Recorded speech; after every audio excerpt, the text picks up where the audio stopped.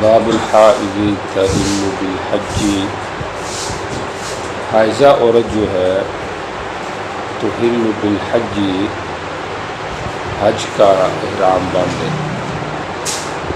اس بات کی ترجمہ بالمعنی ہے، حضرت عائشہ رضی اللہ تعالیٰ عنہ حائضہ تھی اور نبی علیہ السلام نے ان کو احرام باندھنے کا حکم دیا۔ مقصود مصنف بھی اسی مسئلے کا اثبات ہے کہ حائضہ احرام باندھ سکتی ہے۔ باقی فقہ الحدیث میں اگر آپ آئیں تو اس میں ائمہ اربعہ کا اتفاق ہے کہ حائضہ جو ہے وہ احلال بالحج کر سکتی ہے، اور اس کا جو غسل ہوگا جیسے کہ آگے آ رہا ہے تو وہ غسل جو ہے وہ للتطیب و تنظیف ہوگا، للتطہیر نہیں ہوگا۔ تو یہ مسئلہ ہے، اور اس کی وجہ یہ ہے کہ حیض یا نفاس یہ احرام کے منافی نہیں ہے۔ جیسے حدث اصغر منافی نہیں ہے تو حدث اکبر بھی منافی نہیں۔ اشکال جا کے صرف بنتا ہے دخول الحائض فی المسجد الحرام، کیونکہ وہ مسجد ہے اور حائضہ کا وہاں پہ جانا، اور اس کے اندر بھی مین مسئلہ طواف زیارت کا ہے جو کہ فرض ہے۔ تو حائضہ جو ہے وہ طواف نہیں کر سکتی، طواف زیارت، باقی وہ سارے افعال کرے گی، حتیٰ کہ سعی بھی کرے گی، سعی کر سکتی ہے۔ اور یہ بھی مسلک ہے ائمہ اربعہ کا، جمہور کو یہ مسلک ہے۔ بعض فقہاء کا اس میں اختلاف ہے، لیکن ائمہ اربعہ کہتے ہیں کہ سعی کر سکتی ہے۔ باقی استثناء جو آیا ہے بعض روایات میں سعی کا، یا طواف کے ساتھ سعی کو بھی کہہ دیتے ہیں، تو چونکہ آپس میں ان کا اتصال ہے جگہ کے لحاظ سے، اور یا یوں کہہ لے کہ وقت کے لحاظ سے، اس مناسبت سے سعی کا بھی کہا جاتا ہے کہ وہ طہارت میں ہونی چاہیے۔ طواف جو ہے اگر حائضہ کرتی ہے جیسے اصغر میں طواف، تو اس کے اوپر جو ہے وہ بکری لازم ہے، اور اگر جو ہے وہ حدث اکبر میں کرتی ہے تو اس کے اوپر جو ہے وہ بدنا لازم ہے، ایک اونٹ یا گائے اس میں کیا کرنی ہے۔ اور یہ احناف کا مذہب ہے، جمہور کے ہاں تو طہارت شرط ہے، لہذا اگر طہارت حاصل نہیں تو ان کے یہاں سرے سے طواف ہوا ہی نہیں۔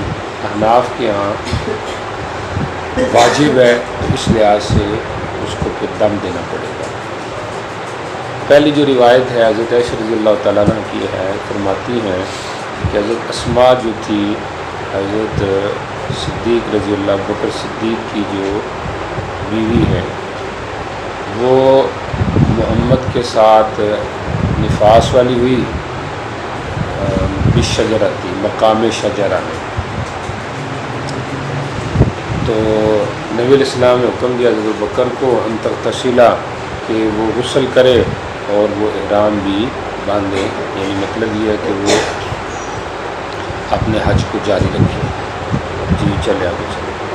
وبه قال حدثنا محمد بن عيسى واسماعيل بن ابراهيم عن محمد قال حدثنا مروان بن شجاع عن قصيب عن عكرمة ومجاهد وعطاء عن ابن عباس رضي الله عنهما ان النبي صلى الله عليه وسلم قال الحائض والنفساء اذا اتتا على الوقت تغتسلان وتحرمان وتقضيان المناسك كلها غير الطواف بالبيت۔ جی جب میقات پر آئیں، وقت سے مراد میقات ہے، غسل کریں، احرام باندھیں، مناسک سارے ادا کریں، طواف بالبیت اللہ نہ کریں۔ جی قال ابو معمر في حديثه حتى تبلغ ولم يذكر عيسى عكرمة ومجاهدا قال عن عطاء عن ابن عباس رضي الله عنه ولم يقل ابن عيسى كلها قال المناسك الا الطواف بالبيت۔ چونکہ مصنف کے دو استاذ ہیں تو ان کا آپس میں جو لفظی اختلاف ہے حدیث کے بیان میں، امام نے اس کو نقل کیا۔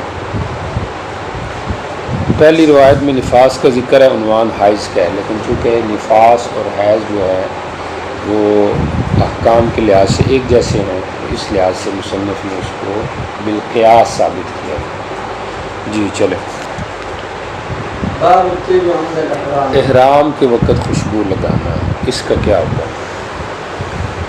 تو بعد الاحرام تو بالاتفاق منع ہے، اس میں اختلاف نہیں ہے۔ عند قرب الاحرام خوشبو لگانا،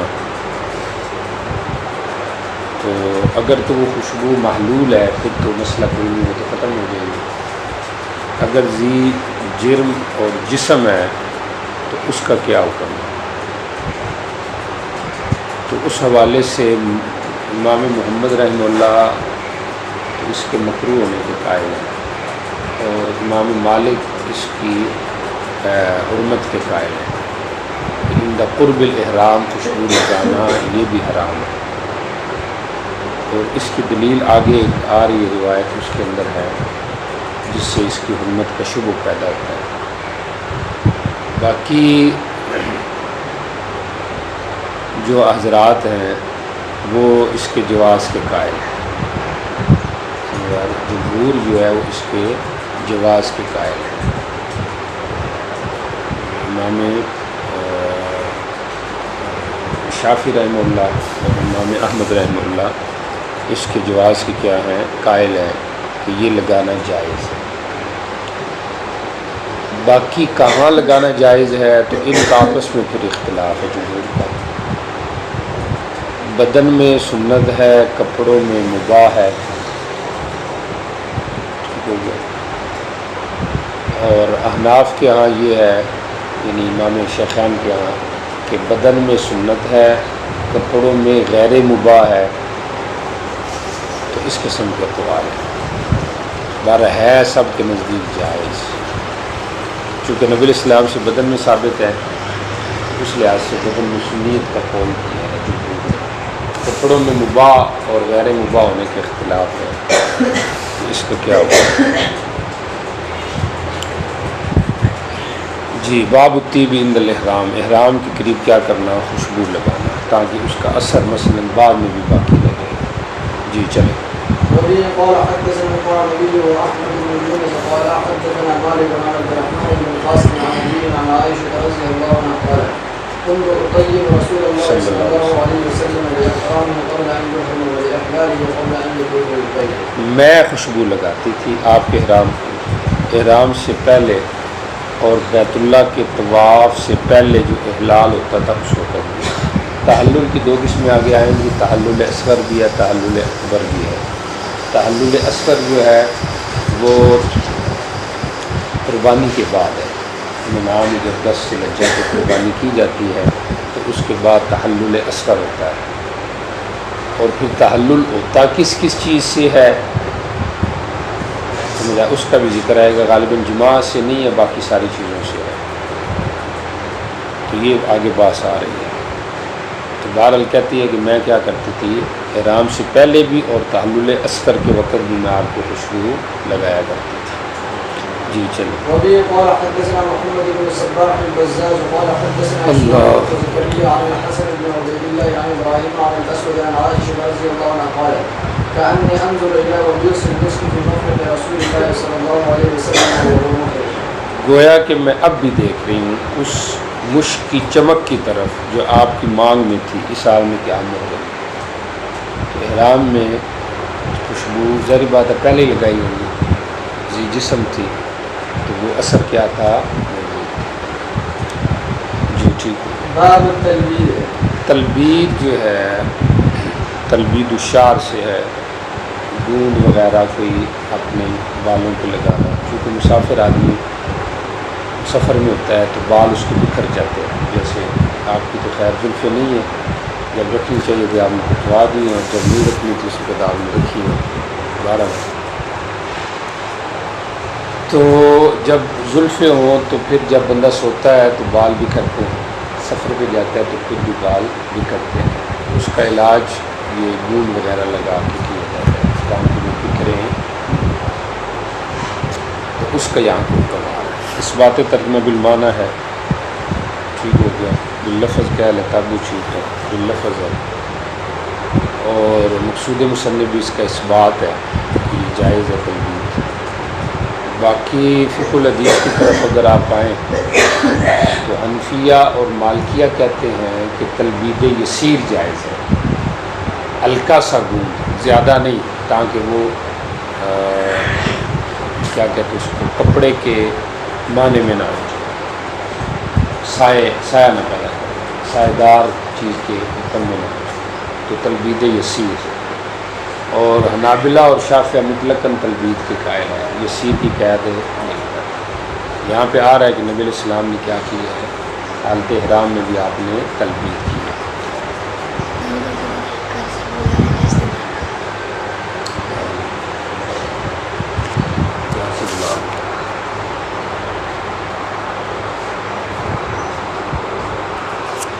جی چلیں جی۔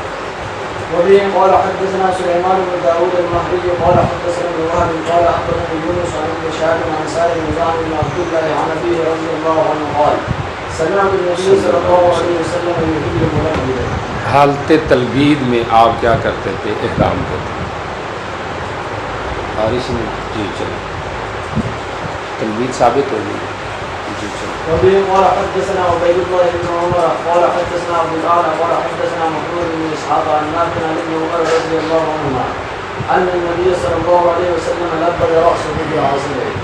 نبی علیہ السلام اپنے سر کی تلبید شہد سے کرتے تھے۔ یہاں پہ اشکال ہے شراح کو کہ یہ لفظ اصل ہے یا بالغسل ہے۔ اصل میں اشکال یہ ہے کہ شہد اگر آپ کرتے تھے تو شہد کے اوپر تو مکھی آتی ہے، سمجھ آ رہی؟ تو یہ تو نظافت کے خلاف ہے۔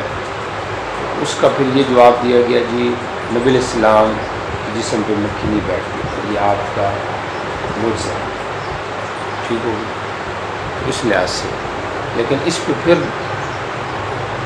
حضرت شیخ زکریا رحمہ اللہ نے یہ اشکال کیا ہے کہ چلو نظافت کے خلاف تو نہیں ہوگا، لیکن طریقہ کار جو ہے یہ ایک عجیب سا ہے، سمجھ آ رہی کہ شہد سے کیا کی جائے، تلبید کی جائے، یہ مناسب نہیں معلوم ہے۔ اس لحاظ سے یہ بالاصل نہ ہو، یہ بالغسل ہو، چونکہ بعض نسخوں میں غسل بھی آیا ہے مشکات وغیرہ میں کہ کسر الغین ہے، تو غین جب ہو جائے گا تو یہ بھی کسر الموجمہ ہو جائے گا، والسین المہملہ ہو جائے گا۔ بالغسل پڑھیں یا بالاصل پڑھیں تو بالمہملتین ہو جائے گا۔ تو وہ کہتے ہیں غسل سے مراد جو ہے نا یہ جو بوٹی ہوتی ہے غسل کی کام آتی ہے، حکمی بوٹی، تو وہ مراد۔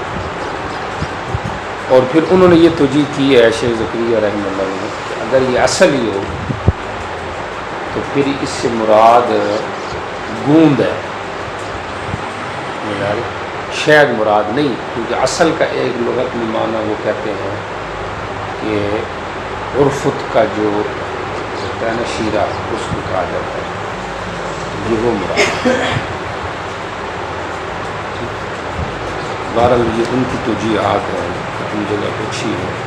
میرے ذہن میں اس کی توجیہ یہ ہے کہ یہ بالغسل لفظ ہو سکتا ہے، اصل ہو تب بھی اشکال نہیں ہے، غسل ہو پھر بھی اشکال نہیں ہے، کیونکہ اصل سے مراد یہ تو نہیں ہے کہ وہ اصل اتنا زیادہ ہوگا کہ جو سر کے اوپر جمے گا، سمجھا؟ یہ تو ہلکا سا اصل ہے جس کو سر کے اوپر لگانا ہے، سمجھا؟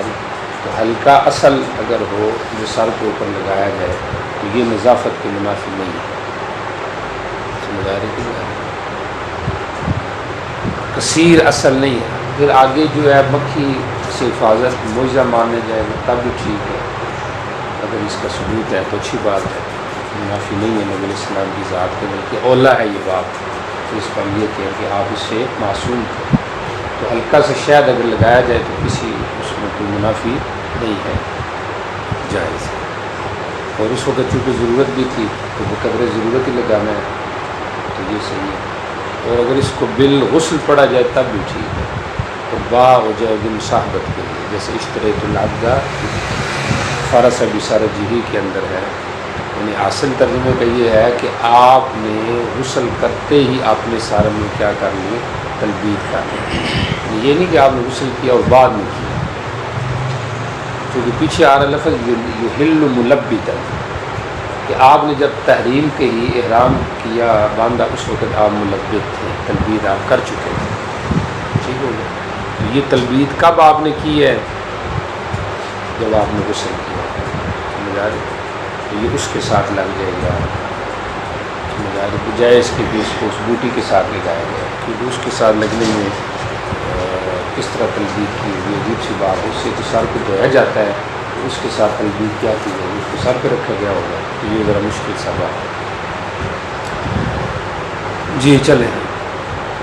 باب فی الحدی وبه قال حدثنا توجہ کریں. باب فی الحدی آ گیا. حدی کہ جو جانور ہیں سنت ہے حدی لے کے جانا گھر سے. سمجھ آ رہی؟ تمتع کے اندر یہی ہوتا ہے کہ حاجی جو ہے وہ تمتع اور قران میں سمجھ آ رہی حدی ساتھ لے کر جاتا ہے عموماً. یہاں بھی اس کا بیان ہے. نبی علیہ السلام جو ہے وہ حج کے اندر جو ہے وہ حدی آپ ساتھ لے کر گئے. جی چلیں. وبه قال حدثنا المهتدي قال حدثنا محمد بن مسلم قال حدثنا محمد بن اسحاق قال وحدثنا محمد بن الحارث قال حدثنا يزيد بن زريع عن ابن اسحاق المعنى قال قال عبد الله يعني بن ابي ربيع قال حدثني مجاهد عن ابن عباس رضي الله عنهما ان رسول الله صلى الله عليه وسلم اهدى عام الحديبيه من هدايا رسول الله بن جمل كان لابي جهل في راسه برد فزه قال من هذه برد من جهل. نبی علیہ السلام نے حدیبیہ کے سال اپنی ہدایہ میں فی ہدایاہو، ٹھیک ہے، اپنی ہدایہ میں وضع ظاہر موضوع مضمر ہے. اونٹ جو ہے نا آپ ہدی کے طور پہ لیا جو ابو جہل لعین کا تھا، جس کے سر کے اندر چاندی کی نکیل تھی، برا نکیل کی کہتے ہیں. ابن منحال کہتے ہیں برا من ذہب، وہ سونے کی تھی. نفیلی نے یہ الفاظ زیادہ کیے ہیں کہ آپ کا مقصد مشرکوں کو غصے میں ڈالنا. چاندی کی تھی یا سونے کی تھی؟ ممکن ہے بدل لی گئی ہو. اور بعض یہ بھی جواب دیا ہے کہ دو نکیلیں تھی، چونکہ اون دو نکیل والا بھی ہوتا ہے، تو ایک سونے کی تھی ایک چاندی کی بھی تھی. باقی مشرکوں کو غصے میں ڈالنا چاہیے. ہماری بھی نہیں سمجھ آ رہی. جو مشرک ہیں ان کو ڈالنا چاہیے. آج کل مشرک جو ہے نا وہ بے غم سوئے پڑے ہیں، سمجھ آ رہے، اور آپس میں ایک دوسرے کا غصہ جو ہے نا وہ ٹھنڈا کر رہے ہیں. سمجھ آ رہی؟ تو آپس میں ذرا میٹھا گھاٹ رکھنا چاہیے. جو دشمن ہیں ان کے اوپر غصہ زیادہ کرنا چاہیے، اس میں خیر ہوتی ہے. سمجھ آ رہی؟ تاکہ پتہ تو چلے کہ دشمن کون ہے. یغیظ بذالک المشرکین. بہرحال یہ نبی علیہ السلام خود آپ نے عملاً ایسا کیا یا راوی کا یہ بیان ہے کہ آپ اس اونٹ کو اس لیے لے کر گئے تاکہ ان کو غصہ آئے؟ اور یہ وہ اونٹ تھا جو ابو جہل سے قبض کیا گیا تھا بدر کے موقع پہ. تو اس موقع پہ یہاں پہ شریعہ کیا گیا. ملا علی قاری نے یہاں پہ بڑی عجیب بات کی ہے. کہتے خاتمۃ جملہ اجمل منہ، کہ ابو جہل کے اونٹ کا خاتمہ بہتر ہو گیا بنسبت ابو جہل. سمجھ آ رہی؟ تو اصل اعتبار کس کا ہے؟ خاتمے کا. اللہ ہمارا خاتمہ بھی ٹھیک کرے. سمجھ آ رہی ہے؟ آپ کا بھی ٹھیک کرے. سمجھ، کیونکہ آیا تو دونوں خاتمے کے اوپر. کیا خیال ہے؟ خاتمہ جو ہے وہ اچھا ہو جائے تو بہتر ہے. اچھا ٹھیک ہے. جی چلیں جی. وبه قال حدث توجہ کرے. باب فی حدی البقر، گائے کو حدی کے طور پہ ذبح کرنا. تو حدی جو ہے وہ ہو سکتی ہے گائے کی بھی ہو سکتی ہے، اونٹ کی بھی ہو سکتی ہے، بکری کی ہو سکتی ہے کہ نہیں. امام بخاری کہتے ہیں ہو سکتی ہے. انہوں نے تو باقاعدہ عنوان باندھا ہے باب فی تقلید البقر، غنم کی تقلید. سمجھ آ رہی؟ امام ابو داؤد نے اس قسم کی نہیں باب قائم کی، امام ترمذی نے بھی نہیں قائم کیا. اور ابن عبد البر کہتے رحمہ اللہ کہ آپ سے حدیث بقر بھی ثابت کی جائے کہ تقلید ہدی غنم ہی نہیں ثابت کیا جائے کہ تقلید غنم ثابت ہے. وہ غنم عربی والا غنم ہے، خیال کرنا، جی پشتو والا نہیں. تو یہ مسئلہ ہو گیا ہدی کا گائے اس کی بکری کے والے سے.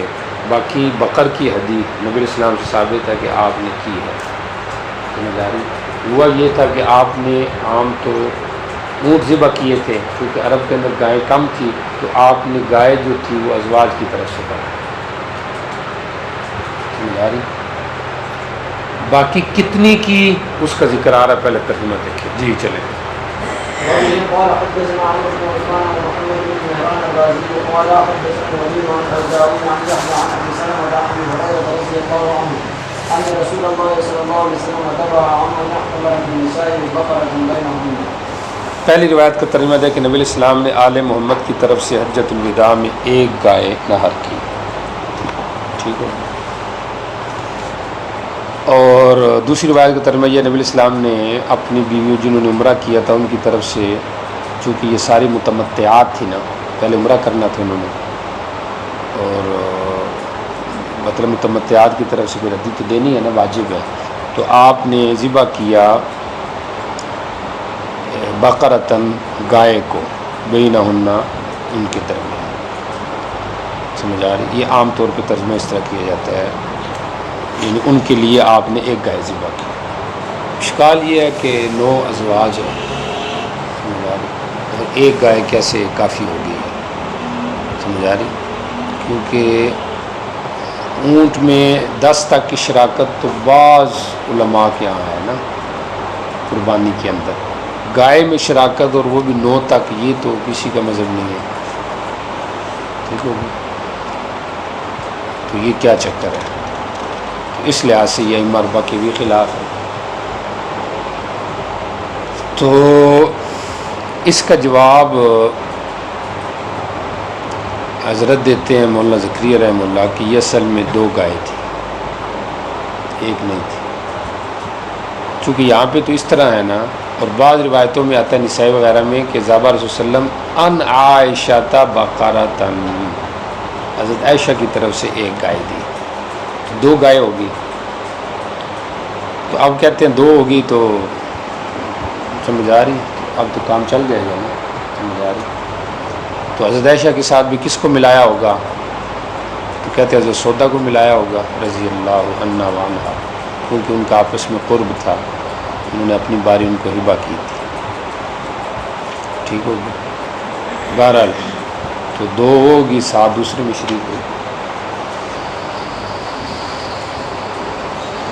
اور حضرت شاہ نور شاہ کشمیری رحمۃ اللہ فرماتے ہیں کہ نہیں، یہ اور روایتوں میں آتا ہے بقرتن بقرتن، کہ آپ نے جو ہے نا وہ بقرتن بقرتن ہے. تو بقرتن بقرتن کی تشریح یہ ہو سکتی ہے کہ آپ نے کئی گائے ذبح کی، ایک نہیں بلکہ کئی.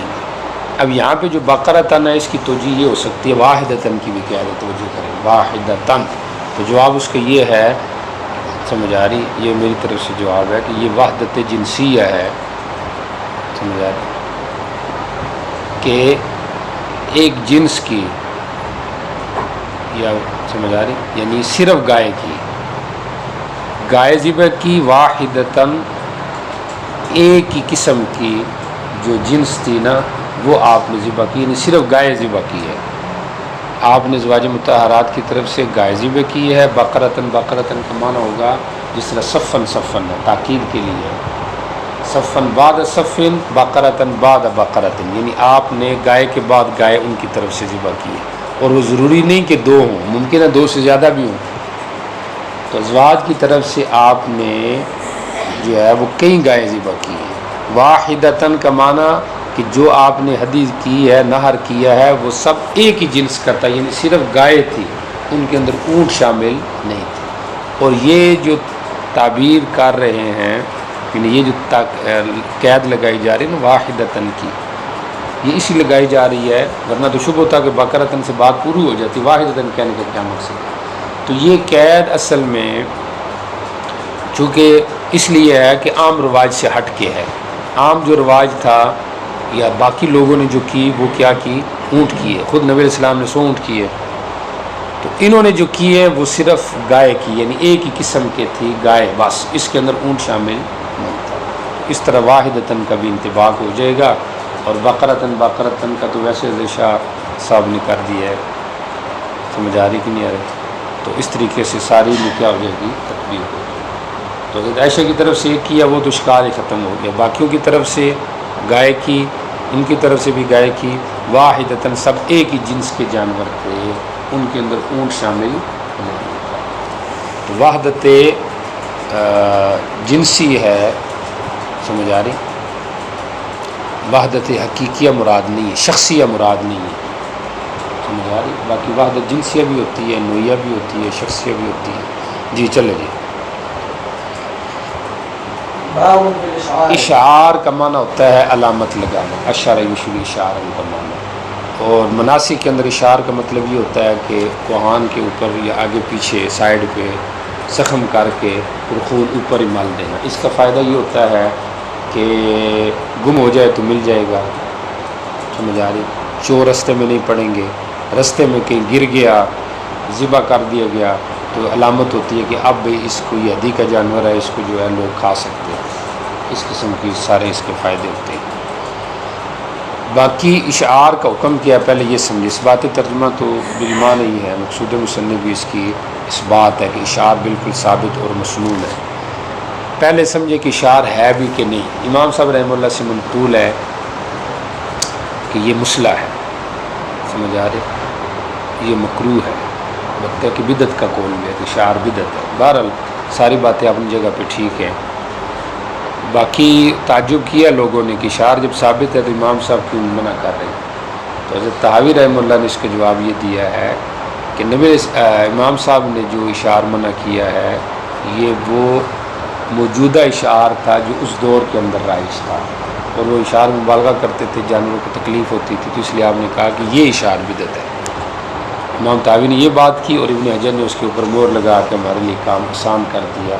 انہوں نے کہا کہ رائے طحاوی کی ٹھیک ہے رحمہ اللہ کی، کیونکہ وہ اپنے مذہب کے اقوال کو زیادہ بہتر جانتے ہیں، سمجھ آ رہی؟ تو مطلب شافی لوگوں نے بھی گویا کہ تائید کر دی کہ امام صاحب جو ہیں وہ مبالغہ فی الاشعار کے نافی ہیں، نفس اشعار کے نافی نہیں ہیں.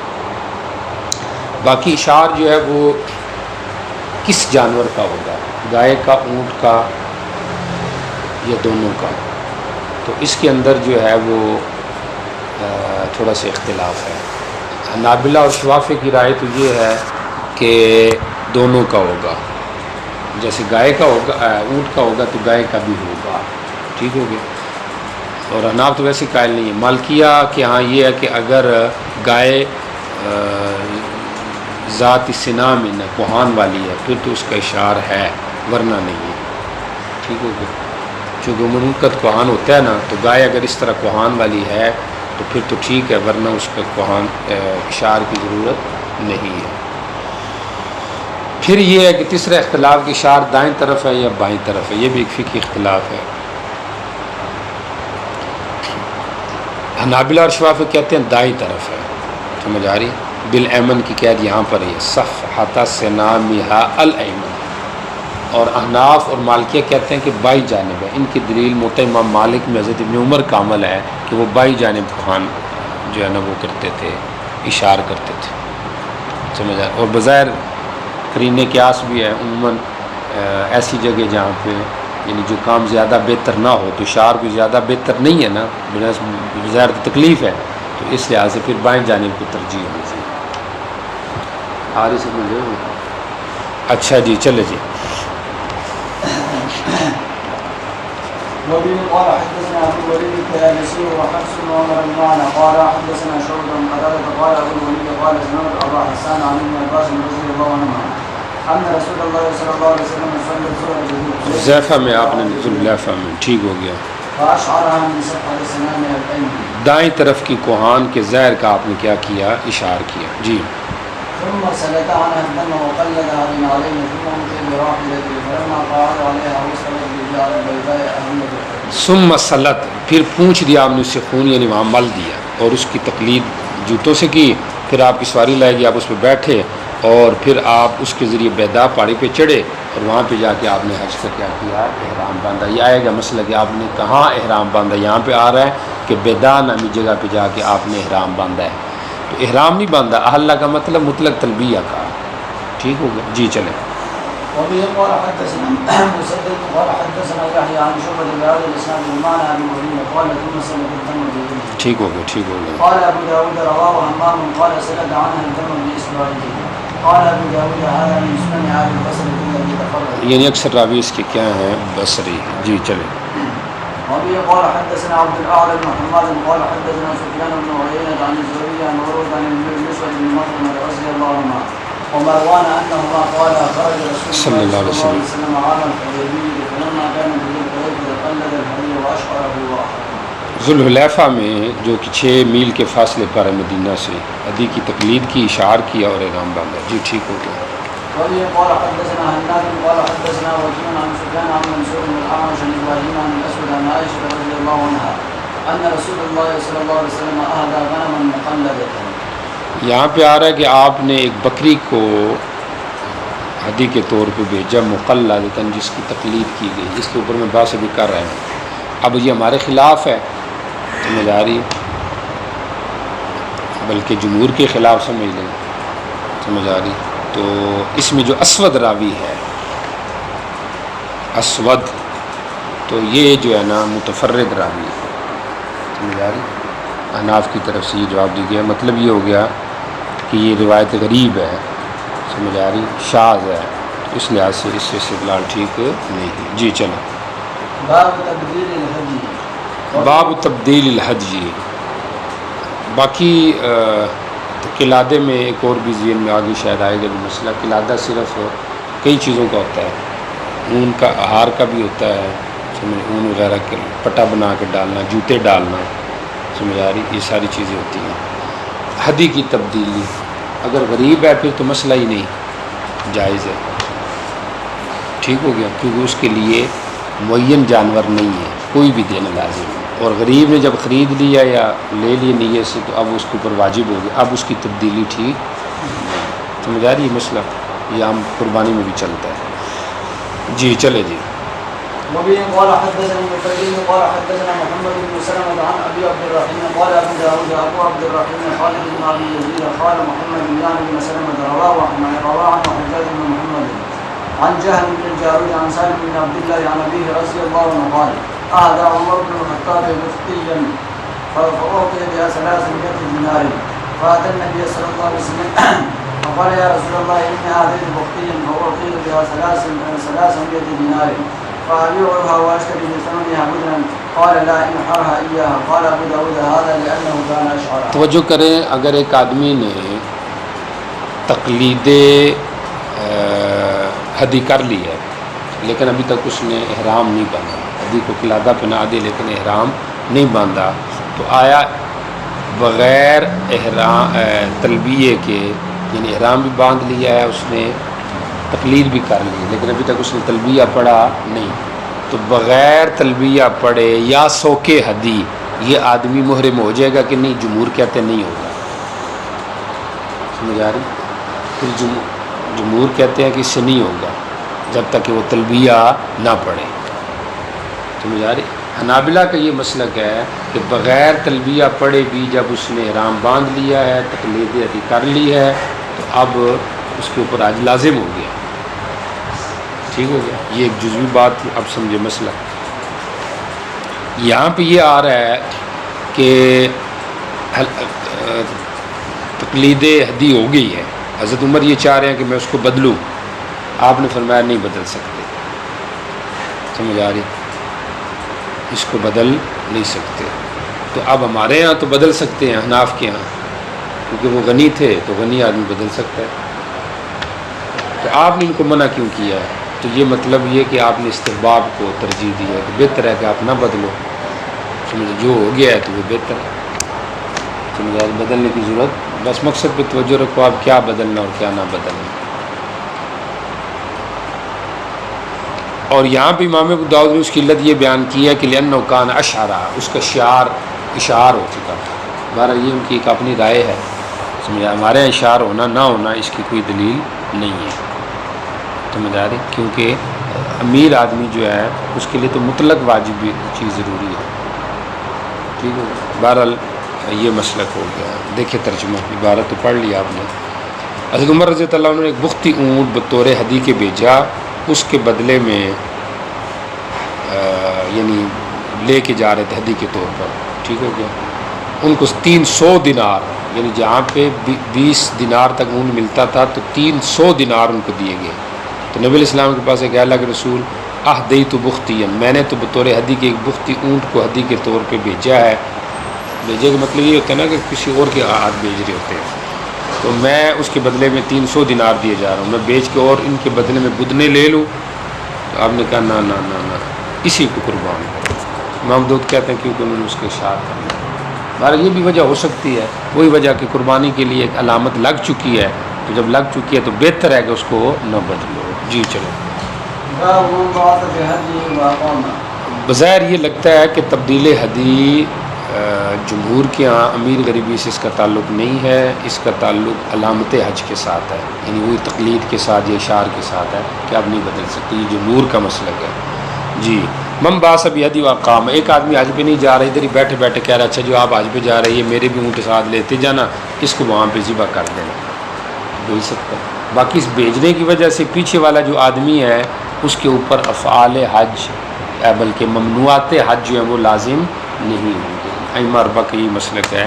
حضرت ابن عباس رضی اللہ تعالیٰ عنہ اس کے مخالف ہیں، وہ کہتے ہیں کہ نہیں، جب تک نہ ہو تو اس کے اوپر بھی ممنوعات حج ہوں گے، وہی جو بال نہیں کاٹ سکتا، سمجھ آ رہی، فوش بات ویسے بھی منع ہے، اس میں مزید تاکید سے ممانعت ہو جائے گی، تو یہ جو احرام ممنوعات ہے وہ اس پہ بھی لاگو ہوں گی۔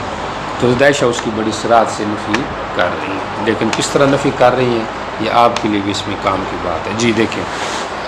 وبه قال حدثنا عبد الله بن مسلم قال ابي قال حدثنا اكثر من حميد بن القاسم عن عائشه رضي الله عنها قالت فتلك قلائد ابن رسول الله صلى الله عليه وسلم بالجاهليه ثم اشعرها وقلدها ثم بعضها الى البيت وقام بالمدينه فما حرم عليه شيء كان الجاهليه۔ میں نبی علیہ السلام کے بدنوں کے پٹے اور ہار بٹتی تھی اپنے ہاتھ سے، پھر آپ اس کا اشار کرتے اور قلادہ بناتے، پھر ان کو بیت اللہ کی طرف روانہ کرتے، مدینہ میں ٹھہرتے، آپ پہ کوئی چیز ایسی جو حلال ہوتی تھی حرام نہیں ہوتی تھی۔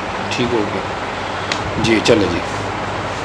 وبه قال حدثنا يزيد بن خالد بن الرملي الهمداني وقتيبة بن سعيد أن الليث بن سعد حدثهم عن ابن شهاب عن عروة وعمر بن عبد الرحمن رضي الله أن عائشة رضي الله عنها قالت كان رسول الله صلى الله عليه وسلم من المدينة فأفتى بقلائد هدي ثم لا يجد بشيء مما يجد۔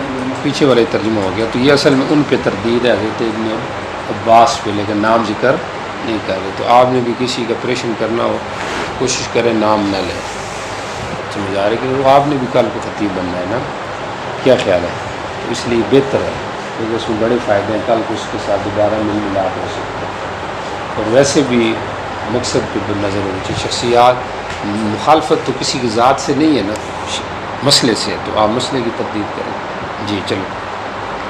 وبه قال حدثنا مسدد قال حدثنا بشر بن المفضل قال حدثنا ابن عون عن القاسم بن محمد وعن ابراهيم زعم انه سمعه منهما جميعا ولم يحفظ حديث هذا من حديث هذا ولا حديث هذا من حديث هذا قال قالت ام المؤمنين رضي الله عنها بعض رسول الله صلى الله عليه وسلم بالهدي فانا فحل قلائد هذه يدين من عندي كان عندنا ثم اصبح بنا حلالا ياتي ما ياتي الرجل من اهله۔ روئی سے جو ہمارے پاس ہوتی تھی، پھر آپ حلال ہوتے اور جو کام اہل وہ سب کرتے۔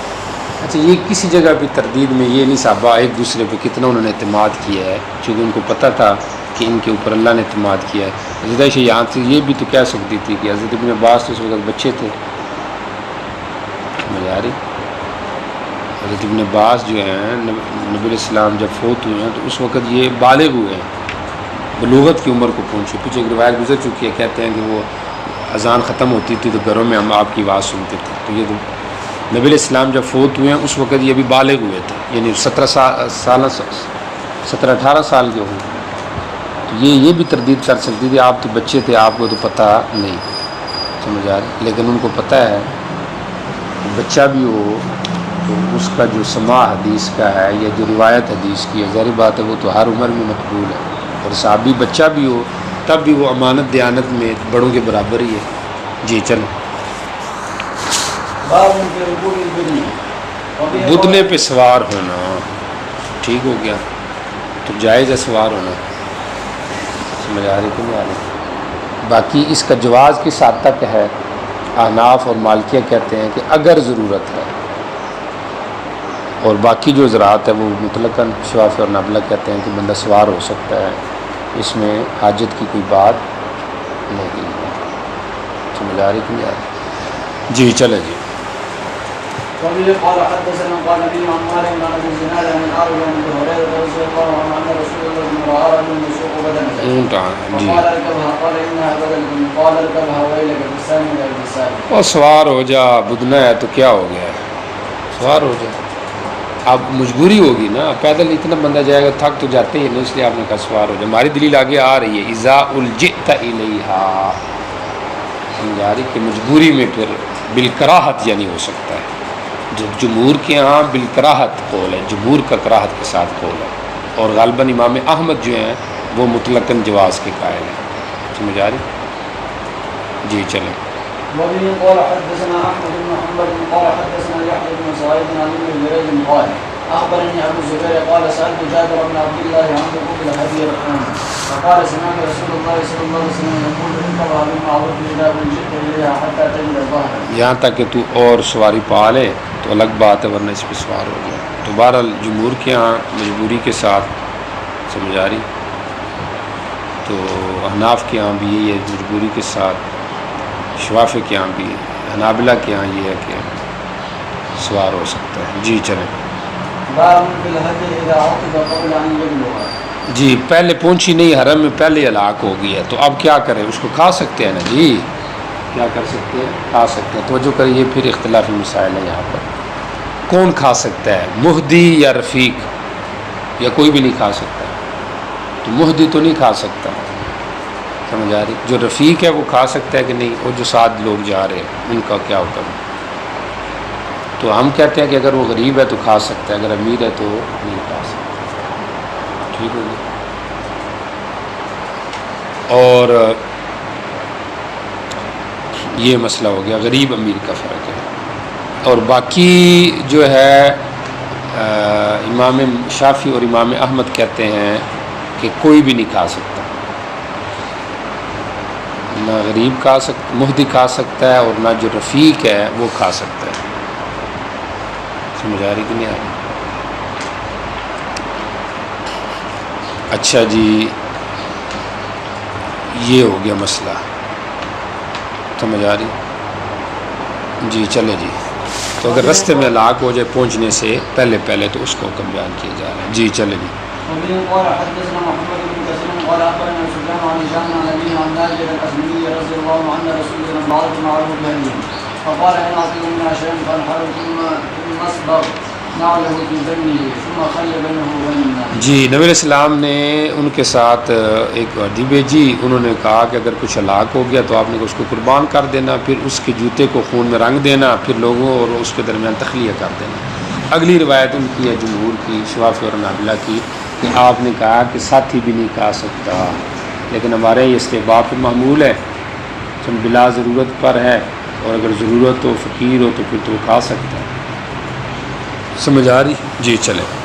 وبه قال حدثنا سليمان بن حرب ومسدد قال حدثنا حماد قال وحدثنا مسدد قال حدثنا عبد الوارث وهذا حديث مسدد عن ابي الطيار عن عيسى بن سلمة عن ابن عباس رضي الله عنهما قال بعث رسول الله صلى الله عليه وسلم غلاما الاسلمي وبعث معه ب18 18 بدنے آپ نے دیکھے بیچے۔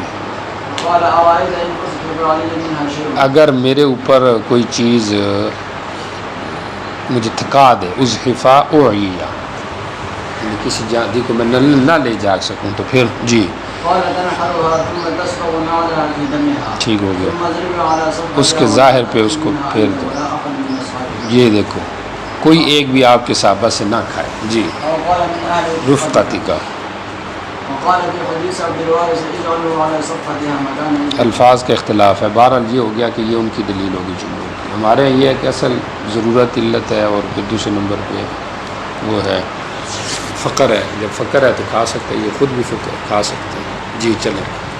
مہد اس لیے نہیں کھا سکتا کہ اس نے تو دینی ہے، تو جب دی نہیں پہلے ہی کھانا شروع کر دے تو مجاری، اس لیے وہ خود ذبح سے پہلے نہیں کھا سکتا۔ باقی اگر اپنی جگہ پہ جا کے اس کا ذبح ہو جائے تو پھر کیا حکم ہے کھانے نہ کھانے کا، تو یہ بھی اختلافی مسئلہ ہے۔ شوافی کی رائے یہ ہے کہ واجبات کے دم سے، چاہے حرم میں ذبح کر دیا گیا ہے تو واجبات کے دم سے مہدی خود نہیں کھا سکتا، تمتع، قران، کفارات خود نہیں کھا سکتا۔ اور جمہور کی رائے یہ ہے کہ کفارات اور فدیے کے جو دم ہیں ان سے تو نہیں کھا سکتا، لیکن جو تمتع اور قران ہیں ان کے دم سے کھا سکتا ہے۔ ساری بات سمجھ جی چلیں۔ وبه قال حدثنا هارون بن عبد الله قال حدثنا محمد ويعلى ابن عبيد قال حدثنا محمد بن اسحاق عن ابن ابي نجيب عن مجاهد بن عبد الرحمن بن ابي هريره عن علي بن رضي الله عنه قال لما نحر رسول الله صلى الله عليه وسلم فنحر 30 بيده وامرني فنحر بسائرها۔ نبی علیہ السلام نے نہر کیا اپنے اونٹوں کا 30 اپنے ہاتھ سے، اور مجھے حکم دیا باقیوں کا میں نے نہر کیا۔ توجہ کریں، یہ آپ نے پڑھا نہیں ہے کتاب الحج کے، ابھی کریے پڑھے کہ چل رہے کدھر پڑھ لیے؟ واہ جی واہ، سبحان اللہ، بتایا نہیں آپ نے، ٹھیک ہو گیا۔ پھر تو اس لیے آپ پوری توجہ سے سن رہے ہیں کیونکہ آپ کو سمجھ پورا آ رہا ہے، ٹھیک ہو گیا۔ سمجھے ادھر آپ نے کتنے نہر کیے، اس کے اشکال کا آپ نے جواب دینا تاکہ پتہ چل جائے کہ بخاری سے بخار آتا ہے یا پھر امام بخاری آتے ہیں۔ 100 اونٹ آپ نے ذبح کیے ہیں، 63 خود کیے ہیں، باقی حضرت علی نے کیے۔ ادھر آ رہا ہے کہ آپ نے 30 کیے۔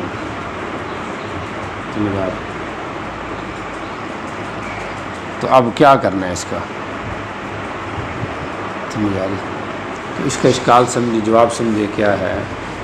ایک تو یہ روایت منکر ہے، ٹھیک ہے، ضعیف ہے، تو اس لحاظ سے تو یہ ان کا صحیح روایتوں کا مقابل نہیں بن سکتا، لیکن بہرحال پھر بھی اگر ضعیف و تعویل کر کے اس کو قریب کیا جاتا ہے صحیح کے، تو اس کی یہ توجیہ کی گئی ہے کہ 63 نبی علیہ السلام نے کیے ہیں، باقی حضرت علی نے کیے ہیں، لیکن 63 میں 30 بنفس نفیس کیے ہیں، اور باقی جو 33 تھے وہ حضرت علی کی مدد سے یعنی مشترکہ کیے۔ آگے ایک روایت آ رہی ہے کہ آپ نے حضرت علی سے کہا کہ نیزے کی نچلی سائڈ پکڑو، خذ باسفل الحربہ، یہ پکڑ کے اگلی سائڈ آپ نے پکڑ کے پھر نہر کی ہوگی تجھے، تو اس طرح فنہر 30 بیدہ،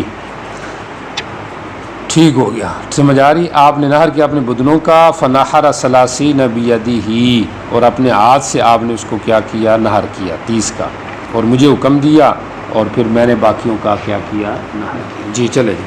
وبه قال حدثنا ابراهيم بن موسى الرازي وحدثنا مسدد قال حدثنا عيسى وهذا نفس ابراهيم عن ثور عن راشد بن سعد عن عبد الله بن عامر بن لحي عن عبد الله بن قرط رضي الله عنه عن النبي قال ان اعظم الايام عند الله يوم النحر ثم يوم القر وهو يوم السبت۔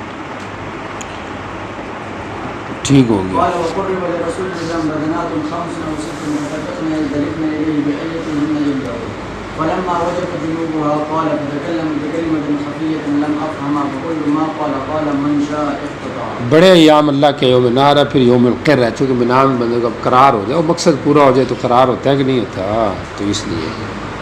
اور قریب ہو کہ نبی الاسلام کے 5 یا 6 بدنے وہ مائل ہوتے تھے یزدلف نہیں لی کہ آپ کن سے شروع، آ رہی چاہتا تھا کہ میں پہلے قربان ہوں، سبحان اللہ، کیونکہ یہاں قربان ہونا ہی دراصل دوام ہے۔ جب فلما وجب جنوب ہوا، جب ان کے پہلو نیچے لٹ گئے نا، قالا، تو راوی کہتا ہے آپ نے ایک مخفی بات کی، میں اس کو نہیں سمجھا، فقلت، تو میں نے کہا ما قالا، آپ نے کیا کہا؟ تو انہوں نے کہا، نبی علیہ السلام نے فرمایا من شاء اقتطع، جو چاہے اس کا اونٹ لے جائے۔ حضرت علی نے کہا کہ آپ نے کوئی مخفی بات کی، تو میں نے کہا جی، ان کے شاگرد نے پوچھا ہوگا ما قالا کہ آپ نے کیا کہا، تو انہوں نے کہا جی نبی علیہ السلام نے یہ کہا، اور جو چاہے اس کو کیا کر لے جائے، تو مطلب سارے ہی کھا سکتے، خود بھی بندہ کھا سکتا، اور خود تو آپ نے کھایا ہے، آگے آئے گا۔ جی چلیں۔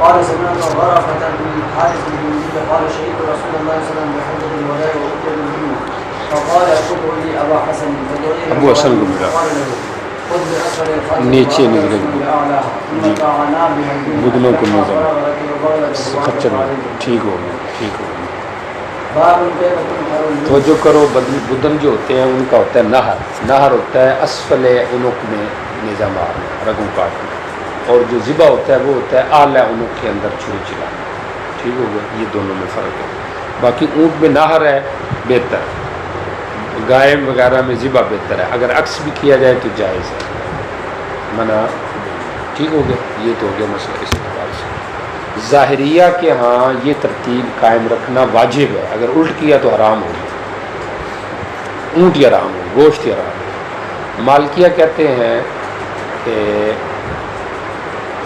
عکس جو ہے وہ کرنا جو ہے وہ ان کے ہاں تھوڑی تفصیل کے ساتھ ہے کہ اگر تو مجبوری ہو سمجھ آ رہی ہے تو پھر تو اس طرح کی صورت ممکن ہے کہ عکس کیا جائے سمجھ آ رہی اور ورنہ یہ ہے کہ عام حالات کے اندر ان کے اندر ہے ان کے ہاں یہی ہے کہ یعنی نہر کا نہر ہی کر رہا ہے سمجھ آ رہی اور گائے کا ذبح ہی کر رہا ہے یعنی عام حالات میں یہی حکم ہے لیکن اگر مجبوری وغیرہ ہو تو پھر اس کا الٹ بھی کر سکتے ہیں غالباً ان کا یہی مذہب ہے تھوڑا بہت شک ہے لیکن چلو چل جائے گا بہرحال مالکیہ کے ہاں ان کا کچھ مذہب کس کے قریب ہے کہ مکروہ ہوگا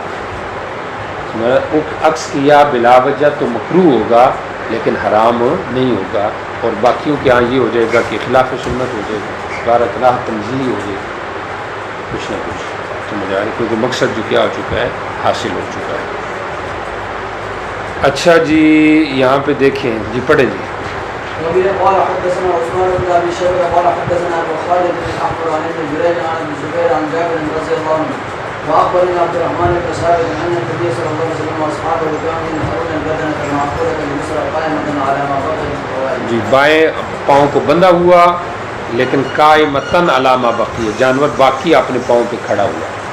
اچھا یہاں پہ ایک اور مسئلہ بھی ہے اونٹ کا جو نہر ہے یہ باریکتن ہے یا قائمتن ہے سمجھ آ رہی تو اس کے اندر بہتر یہی ہے کہ جمہور کے یہاں بھی حناف کے یہاں بھی کہ قائمتن ہو سمجھ آ رہی باریکتن نہ ہو یہ بہتر ہے لیکن اگر باریکتن بھی کیا جائے تب بھی جائے گا. حناف کی طرف امام صاحب کی طرف قول کراہت کا منسوب ہے لیکن وہ بلا وجہ منسوب ہے سمجھ آ رہی. اصل میں امام صاحب سے ایک دفعہ نہر ہوتے ہوئے نکل گیا تھا تو اس سے کچھ لوگوں کے زخمی ہونے کا خطرہ یا زخمی ہو گئے تو امام صاحب نے کہا آئندہ میں باریکتن کروں عذر ہو تو پھر باریکتن ورنہ جو ہے وہ قائمتن کیا جائے. جی چلیں وبه قال حدثنا احمد بن محمد قال حدثنا هشام قال اخبرنا يونس قال اخبرنا زياد بن جبير قال كنت مع ابن عمر بن منام بدنے کا نہ کر بیٹھ کر بٹھا کر کھڑا کر اس کو یہ کھڑے ہوئے مقیدن بائیں پاؤں بندھا ہوا یہ نبی اسلام کی سنت ہے.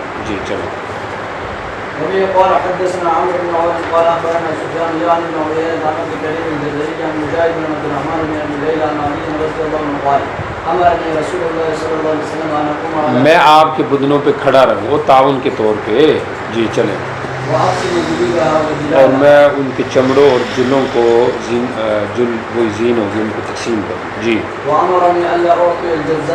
صاحب کو اجرت اس سے نہ دوں کیونکہ مانن بے ہے. ہاں ہم اپنی طرف سے اس کو اگر کچھ دے دیں تو آپ کو پتہ ہے کہ بطور